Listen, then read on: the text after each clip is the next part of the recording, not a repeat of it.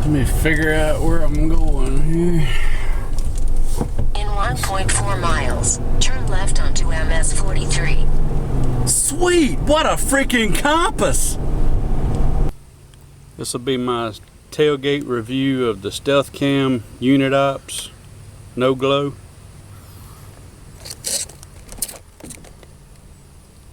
This is what it looks like in the packaging.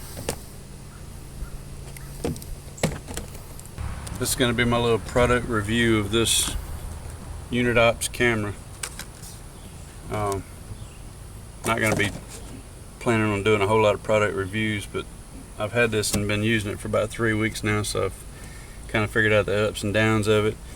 And before I bought it, I went on YouTube and some other sites looking for some reviews on this particular camera and couldn't really find anything other than dealers trying to promote it. So I bought it from Academy Sports. I think I paid somewhere in the $160 range for it. I can't remember, but it's got the no glow night vision, which is the LEDs that you cannot see with the human eye, and of course they say animals can't see them either, so that's a good thing. But it does emit a light that the camera picks up. So one of the drawbacks with setting it up the way I did, and I'll say that I was trying to use this for surveillance and not for capturing pictures of animals or anything, but where I had it set up, I kind of had to hide it a little bit behind some tall grass, and I was filming through the grass thinking that the camera would catch the images on the other side of the grass, not realizing that this light would bounce back to the lens and overexpose the foreground. So at night, initially when I had it set up, it was overexposing the foreground and was not catching the images in the background where I needed. So I had to mow all that down and reset it up, and after I got it set up the right way, it worked pretty good. The motion sensor on it, I would say, is probably substandard. It didn't pick up images until they were in the center of the field of view, and sometimes even past that. So of course I tested it a lot, driving vehicles by it and walking by it and things like that, and almost without exception the action was almost in the center of the field of view of the camera before it even started recording. So that was one drawback to it. So if you're filming animals or something that are gonna meander around and eat, it'll do fine. But if you're filming somebody that might just be walking by it, you might only catch their backside. So it does do good quality video and audio, day or night. I would almost say the nighttime was a little better than the daytime. For some reason you could recognize faces better, or maybe just as well at night as you can in the daytime. Not at the same distances, but you still could recognize pretty good who it was. One of the first bad points that I found when I first got it was that when you open it up, the instructions on the back cover, as well as the instruction manual that come with it, tell you to set the switch to preset A to begin setting your date and time and all that kind of stuff. Well, on any of the presets you can't change anything. They are the factory presets, and that's what they are. So it took me a little while to figure out you have to go all the way down to manual to start making your changes. So initially I thought I had a bad switch on a brand new camera.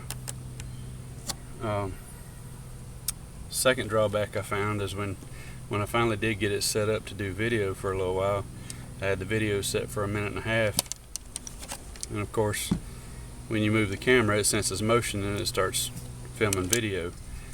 When you open it up and you turn your switch to off, if it's already filming, it continues to film and it counts down on this front readout until it's done filming.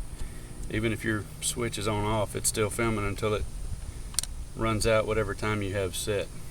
And so for a second time I thought I had a bad switch until I realized it's just that's just how it operated.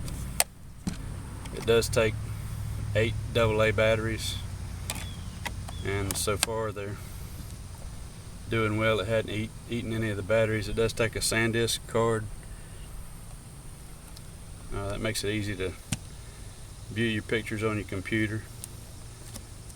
Another drawback, you can see I'm kind of gently holding it because of the way this case is built. Initially I would hold it like this, mess with all my settings, turn it on and shut it. Well, when you're holding it like this and your fingers are in the gap here, it will pinch the ever-loving fire out of your fingers. So I did that a couple of times before I figured out you better be careful how you hold it. So the only real drawbacks, or the only real bad points I would say about this camera, are that the instructions have a misprint in them as to how you have to set up, and the sensor doesn't sense motion quick enough for me.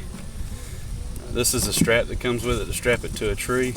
It's not a real high quality strap, and I imagine it would probably deteriorate pretty fast in the weather, maybe last a year or so, but it's a good length, and it I think it would be long enough to wrap around any tree or power pole you might come across. This is the way it straps on, so there's no real way to lock it without, or to lock it on a tree without buying a extra lock box. It does have a lock tab for a padlock on it though, which could be easily cut off if somebody wanted to get in it and steal your disc or whatever. I don't know why you would want to lock it shut and not lock the box to a tree. Has a mount for a tripod on the bottom of it, and it's got the rubber seal on the inside of it that makes it waterproof. So, decent little camera, kind of pricey through Academy, which is where I bought it. I bought a better version of this same manufacturer, which is Stealth Cam, through Amazon, and I'll do a review on it after I've had a chance to use it. I didn't get it till a week ago, so after I've had a chance to use it a little bit, I'll do a review on it too. But it's an alright camera. It's a good starter camera. Probably the worst thing about it is it says made in China on the back of it, so that'll be some indication of the quality of it. That's my review of the Stealth Cam Unit Ops No Glow. Supposedly 8 megapixel, but I read some material somewhere that it's actually a 5 megapixel with something about it that adjusts it to an 8 megapixel, so it's actually a 5 megapixel camera. Not sure how that works, but that's some extra info for you.